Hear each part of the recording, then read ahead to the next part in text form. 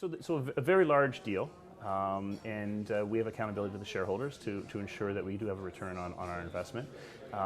That number that's been reported includes Scotiabank being the official bank of the Toronto Maple Leafs, our subsidiary Digital Bank being the official bank of the Toronto Raptors, and so that's Tangerine becomes official bank of the Toronto Raptors, as well as there's an 8-figure component of that that injects money into the MLSE Foundation. So MLSE and Scotiabank will do great things in the communities where we live and work. And then there's the business development across the retail customer, the commercial customer, the corporate customers, and our wealth management customers. All those segments are very, very important to us, and all those segments interact in some way with that arena and the properties that are inside of that arena.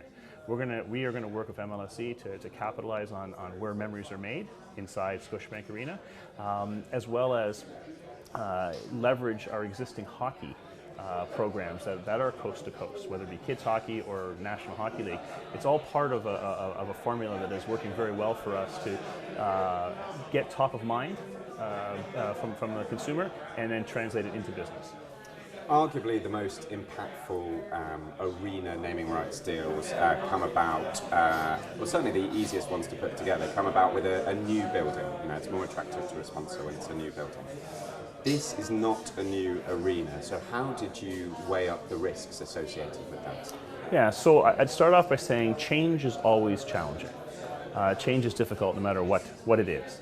So having a name on a building for 20 years and then pulling it down one day and putting our name up, we recognize that we have to earn the consumer's confidence and, quite frankly, the right for the consumer to call it Scotiabank Arena. So part of that is helping to enhance the experience, and again, alignment with MLSE. They want their fans to be wowed. We want the new building to help wow them.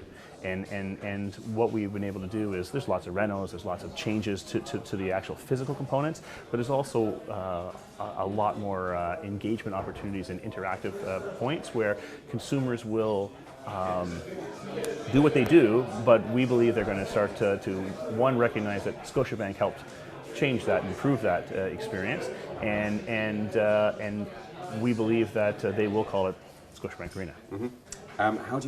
How are you and how do you intend to use the arena to tell new stories about what you do? Yeah, so it is the busiest facility in the country, top 3 in North America. So the volume of people going through there is a huge opportunity for us to be relevant and amplify our message alongside their experience. Memories will be made as the fans of concerts and of sporting teams arrive at Scotiabank Arena, and we want to make sure we're engaging with those fans in a relevant way, whether it be rewarding our existing customers with surprise and delight components, or engaging consumers who aren't our customers in a way that puts us top of mind. Mm-hmm. How complicated is a deal like this to put together? From initial idea to signing on the dotted line, how long does it take? That's a very good question. This one took from the official bidding process. It probably took 6 weeks, which sounds really fast. Yeah. But the work behind the scenes that we were doing, we were probably on it for 8 months. Okay. And a dedicated team, figuring out different ways to look at the deal, different ways to understand the value, different ways to project how we could get more value out of it. Part of this exercise is we actually worked to pitch MLSE why we would be the best partner for them. Mm-hmm.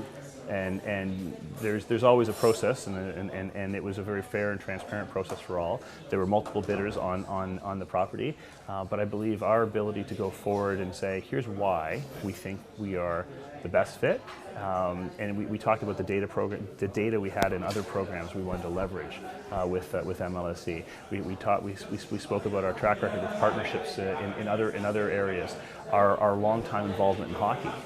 All those things, I believe, help weigh into the decision process. Mm-hmm. Final question, and a lot of people want to understand this. You're a man with a marketing budget and a big brand to promote. What's the best way for rights holders with a proposition to approach you and almost pitch that?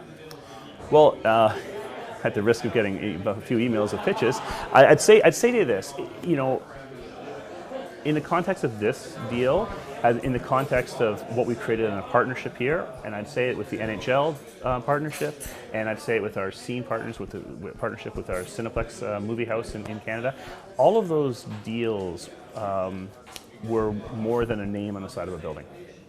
They were, yes, we get the name on the side of the building. Yes, there's all of the obvious things, and you talk about impressions, you talk about, you know, engagement moments, but you have to have your values aligned, and you have to have your goals aligned.